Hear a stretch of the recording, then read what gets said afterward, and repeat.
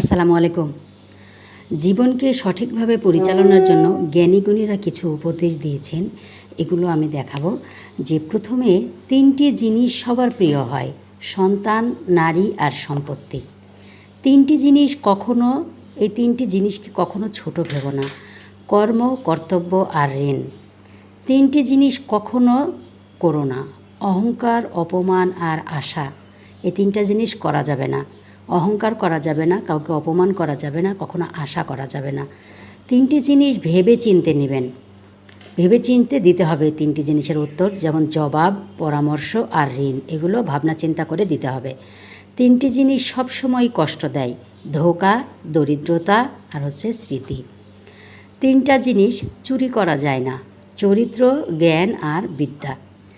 ৩টি জিনিসকে গুরুত্ব দিতে হবে। এই ৩টি জিনিস পরিবার, পরিজন আর বন্ধু, এদেরকে গুরুত্ব দিতে হবে।